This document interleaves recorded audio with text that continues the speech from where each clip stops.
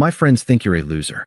Prove them wrong, or I'm breaking up with you, she said, demanding I pay for a luxury vacation for her and her friends. I said, okay, and booked it. For myself.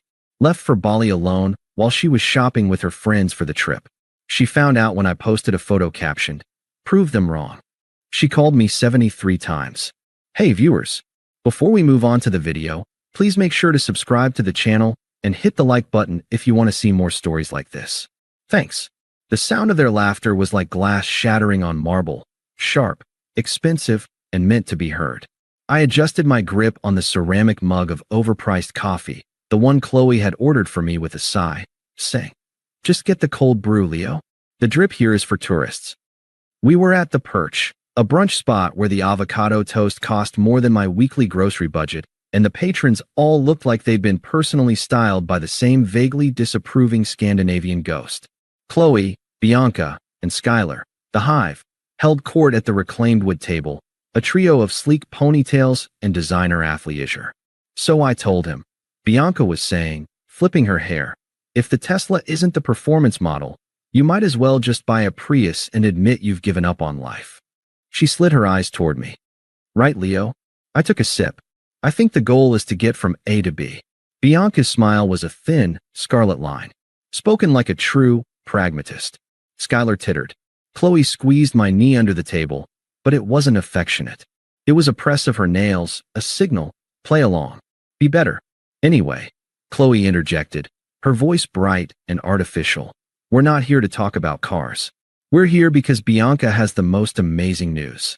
She leaned forward, her eyes gleaming with a reflected ambition that was never her own. Bianca produced her phone with a flourish. Bali. This villa. She turned the screen. It showed a monstrously beautiful estate, all white stone and infinity pools spilling into jungle vistas.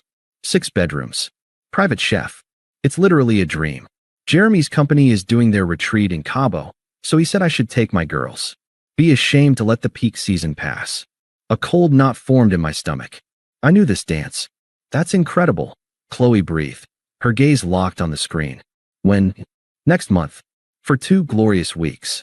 Bianca's eyes now landed squarely on me. Of course, it's all booked. But I have the contact. All it takes is a deposit. The unspoken word hung in the air, mingling with the scent of truffle oil and privilege. Money. Skylar clapped her hands. Oh my God, Chloe. You'd look insane by that pool. The content. Chloe turned to me, her expression morphing into something performatively hopeful. Wouldn't that be amazing, babe? After your big project wraps up, we could all use a reset. I knew the numbers. I'd been saving for a ring, for a down payment on a place that would be ours, not a backdrop for her Instagram. This villa for 2 weeks would evaporate that savings. It looks substantial, I said carefully. Bianca's smile didn't waver. Living should be, Leo. Don't you think? She took a delicate bite of her $24 avocado toast. Chloe deserves substantial. The rest of the brunch was a slow bleed. Comments about my sensible shoes. A question about whether my job, which paid for this entire lifestyle, was still stable with all the AI stuff. Chloe didn't defend me. She just nodded along, her laughter a little too high, her touches a little too absent. I was an accessory that was clashing with the outfit. The silence in our apartment that evening was a different beast, heavy and charged. The performative gaiety was gone, stripped away like the expensive makeup she was currently scrubbing off in the bathroom. I was sitting on the couch, staring at a spreadsheet for the project that would secure my annual bonus, the bonus for the ring, when she walked out. She didn't sit. She stood in the doorway of the living room, arms crossed, wearing the silk robe I'd bought her for her birthday. We need to talk, Leo. Here it was. I closed my laptop. About Bali? About us, she said, but her tone was transactional. About our trajectory. I waited. She took a sharp breath, as if steeling herself for a difficult board meeting. My friends, they have concerns. They think I'm settling. They see how hard I work to curate my life, my image, and they see you content. Just content. And are they wrong? I asked, my voice quiet. Are you settling? That's not the point, she snapped, then reined herself in. The point is perception. Reality is perception, Leo. And their perception is that you're holding me back. That you're fine. But fine isn't exceptional. Bianca's Jeremy, he acts. He seizes opportunities. He understands that providing a certain lifestyle is part of the deal. A cold clarity began to seep through the numbness. This was a negotiation. I was the underperforming asset. Bali, I stated. Bali is an opportunity, she corrected, her eyes lit with a hard, entitled fire. For you to prove them wrong. To prove me wrong. To show that you can step up and provide a wow factor. That you're not just some budget-conscious, play-it-safe loser. The word, delivered so casually, so clinically, hung in the air between us. Loser. It wasn't screamed in anger. It was diagnosed. A final verdict from the committee of her life. All the late nights I'd worked so she could do her influencer collabs. The way I'd listened to her anxieties about follower counts. The quiet, steady support I mistook for a foundation. She saw it as the bare, boring concrete slab. So, she continued, sensing my silence as weakness, moving in for the close. Here's the deal. Bianca sent me the links. The villa, the flights. First class, obviously. Can you imagine the photos? You're going to book it. For all of us. A full, no expense spared, 2-week reset. You do this. She paused, offering a thin, mercenary smile. You do this, and you prove them all wrong. You prove you're the man I need you to be. Maybe you even prove it to yourself. She was reframing her greed as my salvation. My test. My redemption arc. And if I don't, my voice sounded distant, even to me. Her smile vanished, replaced by a look of icy dismissal. Then you confirm every single thing they say. And I can't be with someone who's okay with being less than. I deserve more. So, prove them wrong. Or I'm breaking up with you. It's that simple. She stood there, a beautiful statue of ultimatums, waiting for my pleading, my promises, my frantic agreement to mortgage my future for her present. I looked at her, the woman I'd shared a bed with for 3 years. I saw the calculation, the profound disrespect dressed up as motivation. I saw the transaction laid bare. I wasn't her partner. I was her funding source, her upgradable appliance. The cold clarity solidified into a decision. The knot in my stomach dissolved. A profound, eerie calm settled over me. I simply nodded. Okay. Her posture relaxed instantly. The triumph flashed in her eyes, so quick, she couldn't hide it. She'd won. She'd broken me into compliance. Good, she said, the smugness returning to her voice. I knew you'd step up. I'll forward you the emails.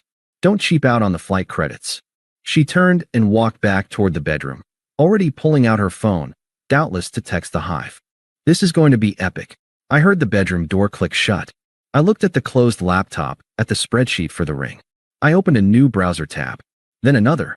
I didn't search for villas in Bali. I searched for solo travel tips.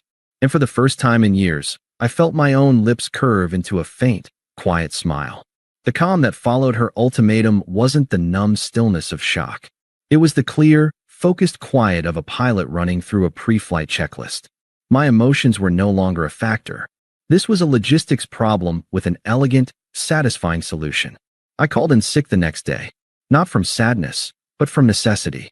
I needed operational security. First, finances. I logged into our joint account, the one I funded for bills, the one she treated as a supplemental shopping fund. I calculated exactly half of the current balance, transferred it to a new, private account, and left the remainder. Clean, fair, and legally unassailable. The savings for the ring, the down payment fund, the Bali or bust money, all of it was already in my name. I simply rerouted its destination. Next, travel. I didn't open her forwarded email with the villa links. Instead, I spent an hour researching. I didn't want her villa, the gaudy temple to other people's opinions. I found a place called Surya Awakening, a small cluster of bamboo eco-bungalows perched on the cliffs of Uluwatu. It had stunning views, a yogashala, and no Instagram geotag that Bianca would recognize. I booked a single bungalow for 3 weeks. Then, I booked a one-way, first-class ticket. Not for the status, but for the silence, the space, and the principle of the thing. If I was going to prove myself wrong, I was going to do it in comfort. Packing was a revelation. I didn't pack for us, for the imagined photos, for the performative relaxation. I packed for me. My best linen shirts, not because they were trendy, but because they breathed in the heat. My broken-in hiking boots, my favorite, well-thumbed novel by Neil Stevenson, my noise-canceling headphones. I packed my laptop, My work was remote, my projects were mine, and Bali had excellent Wi-Fi. I was not running away. I was relocating my office to a better view. The apartment was the final puzzle. I didn't want to come back to a shrine of our failure. I hired a deep clean service for the day after my flight. I didn't leave a dramatic letter. On the kitchen counter, next to the espresso machine she adored but never learned to use, I left a single piece of plain notepaper. Gone to Bali. Leo, 3 words. A fact, not a farewell. I took a photo of it with my phone. For later, the day of departure arrived. My flight was at 10 p.m. Throughout the day, my phone buzzed with a cheerful, demanding staccato. Chloe, 1:14 p.m. Bianca found the perfect resort where pop-up at the Galleria. We're going. Remember, the villa has a gold-toned palette. Nothing beige. You're booking the airport limo for us, right? The black car service, not the town cars. Chloe, 3:07 p.m. OMG Skylar just bought a hat that costs more than my first car. This is going to be the best trip ever. So glad you're doing this for us. For me. XO Chloe, 5:30 p.m. asterisk, don't forget to check us all in online at exactly the 24-hour mark. Window seats for everyone. Asterisk, each message was a bullet, but my armor was complete. I read them with the detached interest of an anthropologist studying a strange, entitled culture. I didn't reply. Silence was my weapon, and I was learning to wield it beautifully. At 7 p.m., as I imagined them sipping overpriced champagne at the mall, giddy with consumerist anticipation, I called an Uber Black. Just for me. I wheeled my single, pristine suitcase to the curb. The driver loaded it without comment. At the international terminal, the first-class check-in was a serene oasis. No lines, just hushed efficiency. Traveling alone today, sir? The agent asked pleasantly. Yes, I said, and the word felt like a revelation. Just me. The lounge was even better. I found a quiet corner overlooking the tarmac, the endless dance of lights in the gathering dark. I ordered a single malt, neat. I didn't touch my phone. I watched the planes come and go, each one a story of escape or return. Mine was the former, dressed as the latter. 30 minutes before boarding, I finally picked up my phone. I opened the camera roll, found the photo of the note on the counter. I attached it to a new text to Chloe. Me, 8:52 p.m., image attached, I sent it. Then, I powered down my phone, removed the SIM card, and slipped it into the inner pocket of my carry-on. I'd get a local data SIM in Denpasar. For now, for the next 24 hours, I was gloriously, utterly unreachable.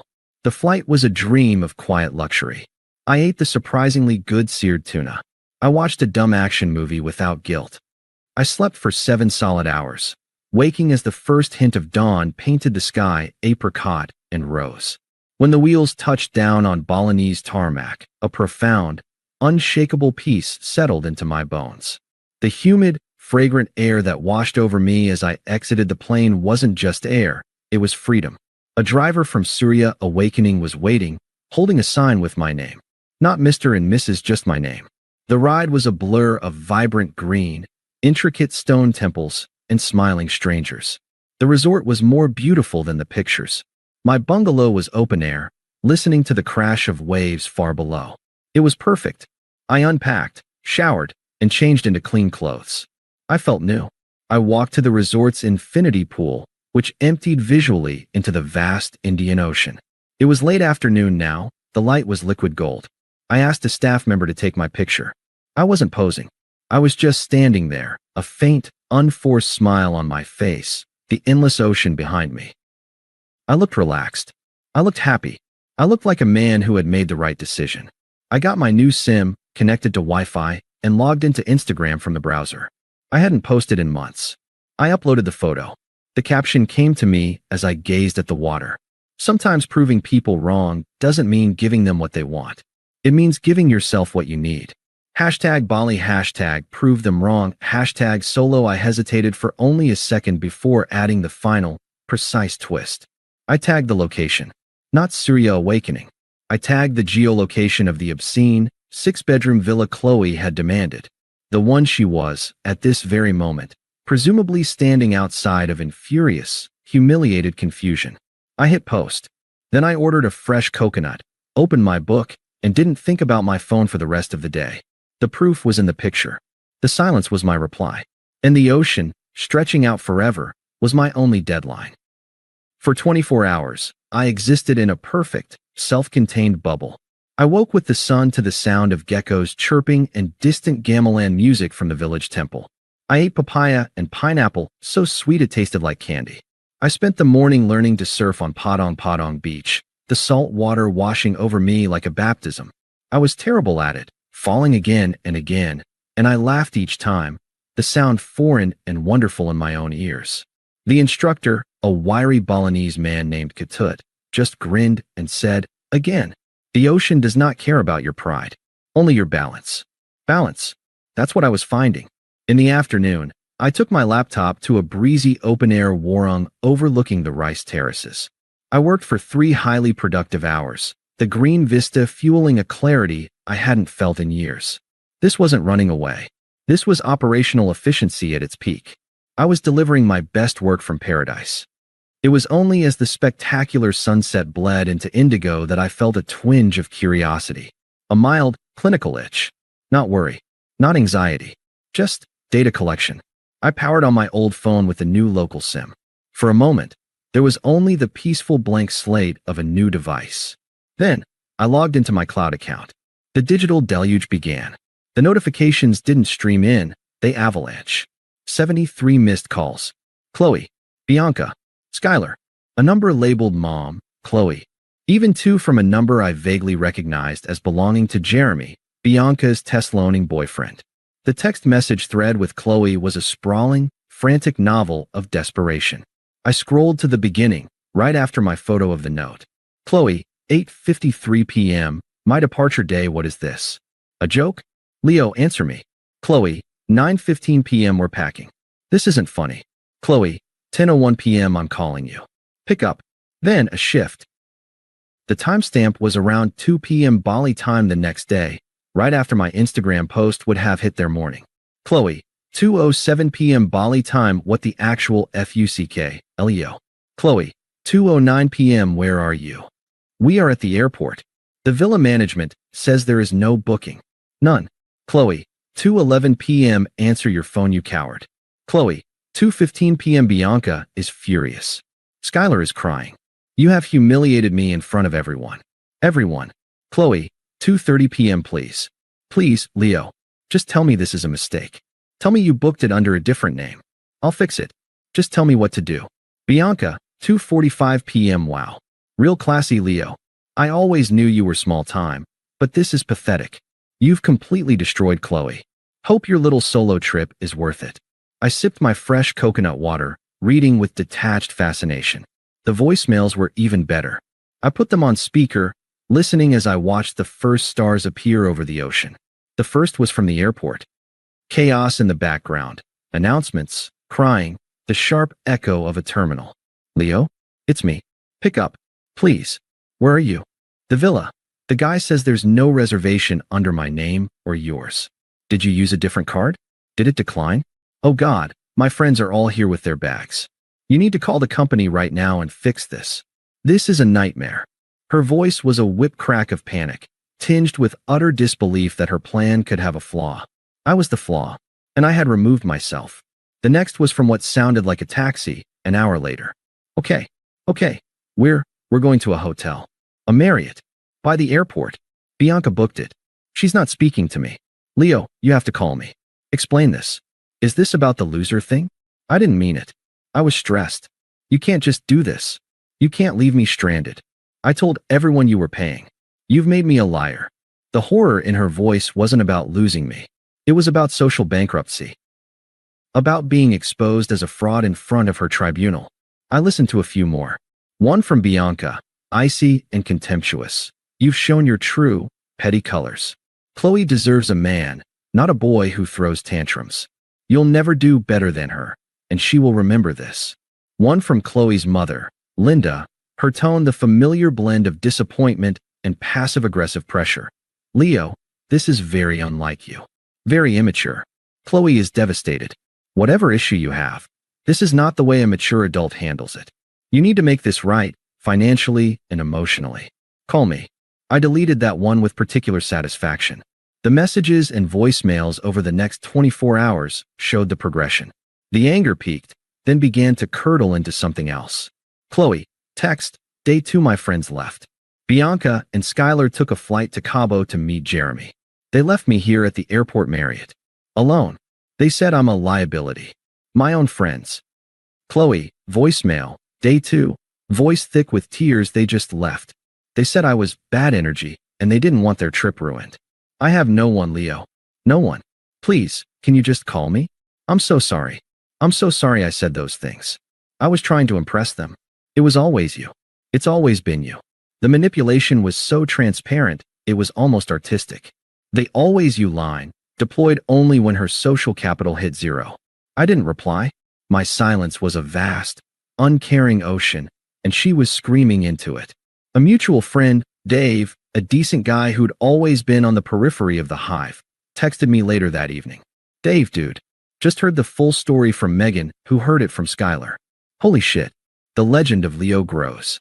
For what it's worth, Bianca told everyone at her fancy Cabo dinner that Chloe failed the girlfriend test and couldn't control her man. It's a whole thing. Chloe's Instagram is dark. You okay? I wrote back, my first and only communication to that world. Me. I'm in Bali. I'm great. Thanks, Dave. The final voicemail of that phase came late on my 3rd night. The tears were gone, replaced by a hollow, cold fury. This was the unvarnished Chloe, the one the ultimatum had truly come from. You're enjoying this, aren't you? You sad, petty little man. You think you're winning? You're alone in a foreign country because you're too weak to handle a strong woman who wants a better life. You set me up. You planned this to humiliate me. You've ruined my friendships, my reputation. I hate you. Do you hear me? I hope you get dysentery. I hope you fall off a cliff. You are a loser. You will always be a loser. And I will make sure everyone knows it. I saved that one, not as a memento of pain, but as a trophy. It was the raw, screaming proof of my correct decision. The final chip of the beautiful facade, revealing the rotten core.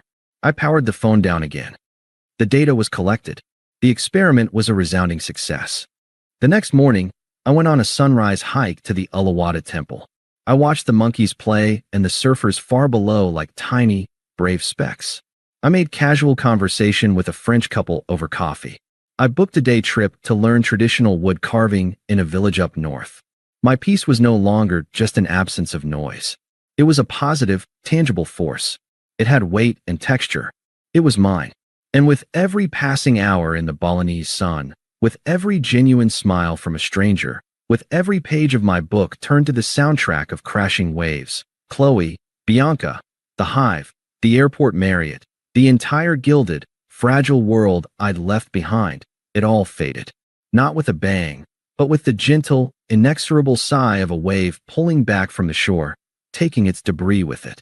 I was proving them wrong, after all, not by funding their luxury, but by building my own. And the construction, I was discovering, was the most satisfying part. 2 months later, the Balinese sun was a memory stored in the easy looseness of my shoulders and a lingering hint of tan beneath my winter coat. The piece, however, was not a souvenir. It was a permanent installation. My new apartment was smaller, older, and entirely mine. It smelled of books, good coffee, and the lemon-scented cleaner I used myself. The silence was a companion, not an accusation. I was seeing Claire, the woman from the woodworking class. It was light, fun. We went to indie films and cheap noodle shops. She laughed at my jokes, not at my shoes. It was uncomplicated. It was real. The encounter happened on a mundane Sunday. I was at the local organic grocer, a place Chloe would have deemed quaint and undercurated. I was in the coffee aisle, comparing single-origin beans, debating between Sumatran and Ethiopian. I was content in my indecision. Leo. The voice was a scratch on the pristine vinyl of my comm. I knew it instantly, but it took a full second to place it in this new context. I turned. Chloe stood at the end of the aisle, clutching a basket containing a single, sad-looking prepared salad and a bottle of expensive alkaline water. She looked reduced. The laser-sharp polish was dulled. Her hair was pulled into a practical, messy bun.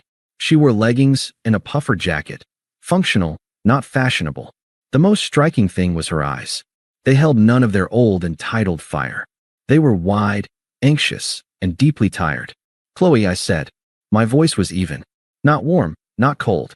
A simple acknowledgement of a fact, like noting the price of the coffee. She took a hesitant step forward. Hi, you're here. I am, I replied, turning back to the coffee shelves. How are you? The banal pleasantry seemed to stun her. How am I? She repeated, a brittle laugh escaping. Seriously? After everything, I selected the Ethiopian blend and placed it in my basket. I finally gave her my full attention, leaning casually against the shelf. Was there something you needed? I asked. It was the tone of a professional receiving an unexpected, but not unwelcome, drop-in. Her composure cracked. I needed you not to destroy my life over one stupid fight, she hissed, her voice low but vibrating with pent-up emotion. A passing elderly lady glanced over, and Chloe flushed. I didn't react to the volume. It wasn't a fight, I corrected, my voice still calm. It was an ultimatum. You presented a transaction. I considered the terms and accepted a different clause. One with better conditions for me. She blinked, processing the corporate metaphor. So it was revenge?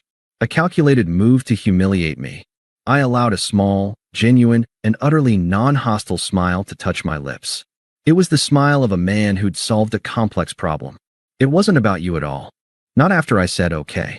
That was the last moment your opinion was a relevant data point in my decision-making matrix. Bali was a variable change. It was about recalibrating my own settings. She stared at me, her mouth slightly open.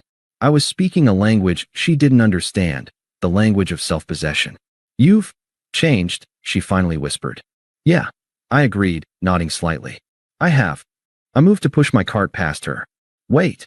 She reached out, her hand stopping just short of touching my arm. Is there any chance? Now that things have calmed down? Now that I've seen things clearly? I got therapy. I really have. I stopped. I looked at her, not with anger or resentment, but with a pure, analytical clarity. I saw the desperation, the attempt to package her loneliness as growth. I saw the ghost of the woman who thought a luxury vacation was a suitable proxy for respect. No, I said. The word was clean, final, and carried no emotional weight. There's no chance. But why? The plea was raw now, stripped of all pretense. We had 3 years. Don't they mean anything? I made a mistake. One mistake. They meant something, I acknowledged. They meant I was willing to build a life with someone who saw me as a tool. That was my mistake. And I've corrected it. I gestured vaguely around the store, at my basket, at myself. This is the correction.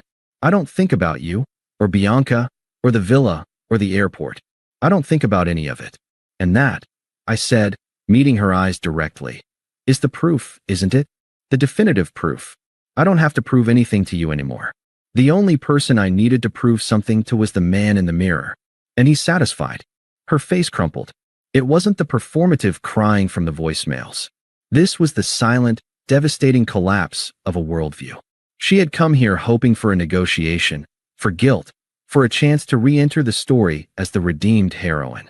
She found instead that the story was over, the book was closed, and I was already deep into a new, more interesting volume.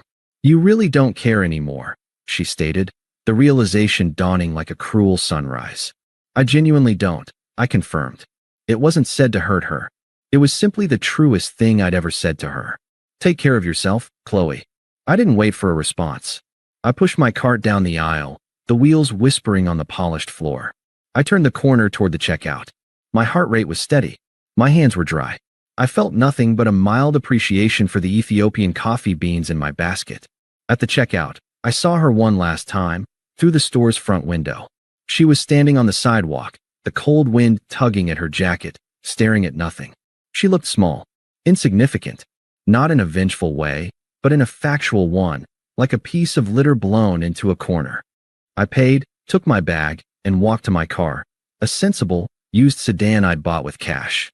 I started the engine, connected my phone, and selected a podcast I enjoyed about marine biology. The host's soothing voice filled the space, talking about the symbiotic relationships in coral reefs. As I pulled out of the parking lot and merged into the gentle Sunday traffic, a final, quiet thought surfaced.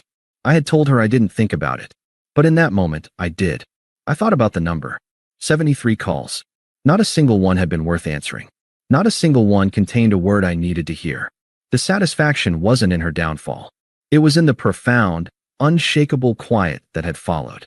The quiet that was now my life. I drove home. My phone, resting in the passenger seat, did not light up. It did not buzz. It was silent the whole way. Thanks for watching.